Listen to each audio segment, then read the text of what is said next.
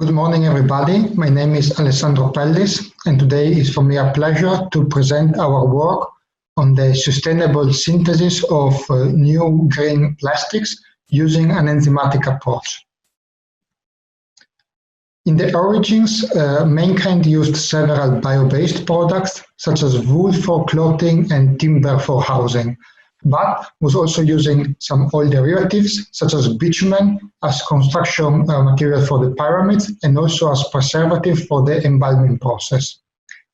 But the petrochemical industry really kick-started only in the beginning of the 20th century, when we start deriving all the base chemicals that are the 7 key intermediates from which we derive over 90% of the plastics and the commodities we're using in our daily lives.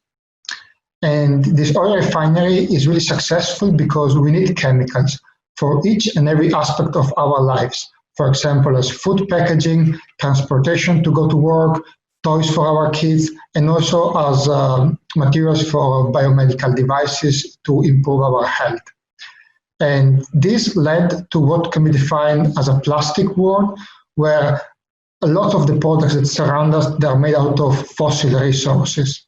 So the aim of this project was to drive the change from what can be defined as the plastic world to a more sustainable and circular concept, the so-called biorefinery concept, where we derive all the chemicals from waste biomass that is not competing with the food production. These chemicals, they are now called platform molecules, and they lead to an array of products such as plastics, pharmaceuticals, and so on, that are very similar, if not the same, as the ones derived from petrol.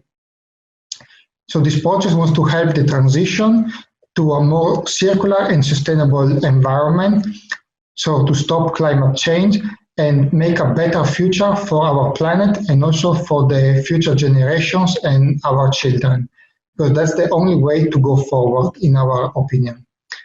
And we want to do so using an interdisciplinary enzymatic approach, where we use green chemistry in terms of raw materials, biochemistry, so we stabilize the enzymes, some computational studies, reaction engineering, in order to produce some green, sustainable plastics using enzymes as catalysts. Some examples, we can already derive from biomass several molecules, such as limonene from citrus peels, and succinic acid from straw biomass. And these molecules, they are produced in large scale. So already some industries are interested in these processes. And an example on that is the substitution of the plastic used for water bottles. For example, in the past, polyethylene terephthalate was derived from oil. Nowadays, it's at least 20% bio-based. And in the future, we want to drive the change and produce plastic bottles 100% from biomass resources.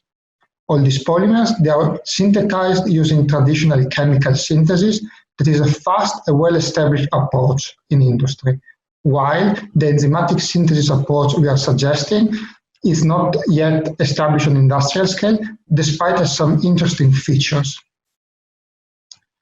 Why is it interesting to use enzymes? Because when we try to change from terephthalic acid to furan decarboxylic acid, the change doesn't go very well with traditional chemical synthesis because the reaction starts having some problems.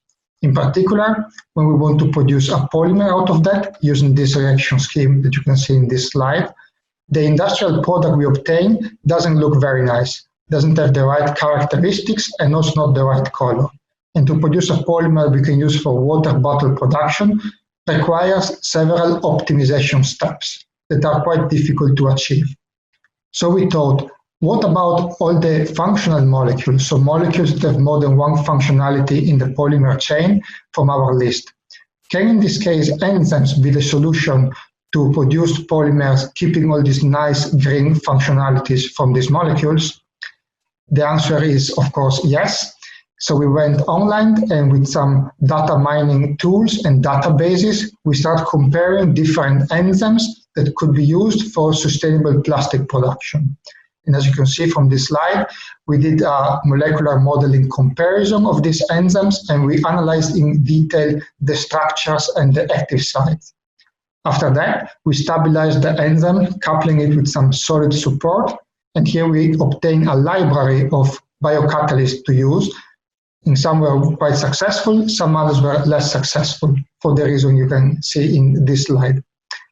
And what we got out of this work is that we implemented a design of experiments approach where we studied different parameters such as the chain length, temperature, presence of water, and pressure, and we obtained these cubes with the results where we showcase the best condition in order to implement the sustainable synthesis of our plastics. The experimental setup looks a bit like that. We are producing the enzyme of interest. After that, we are immobilizing the enzyme on some solid support and producing the polymer of interest. After, we are processing this polymer of interest into these thin films, and the advantage is that these films are fully biodegradable. This work links to the sustainable development goals in several ways. Quality education, since several international students were involved in this work, industry and innovation, since a new green technology was developed to produce these bio-based plastics, and responsible consumption, since all the materials, they are fully circular. As an outlook of my presentation, at the Institute of Environmental Biotechnology in Thun, we propose a method that integrates several features in order to produce green sustainable plastics that are the only way forward to save the environment from plastic pollution. And in particular, with all the different features that we studied, biochemistry, computational studies, reaction engineering, go and fit what can be defined the enzymatic plastic circle. So we are closing the cycle with enzyme, making sustainable materials, and developing bio-based circular materials for a green future. Thank you so much for the kind attention, and I'm happy to take any questions.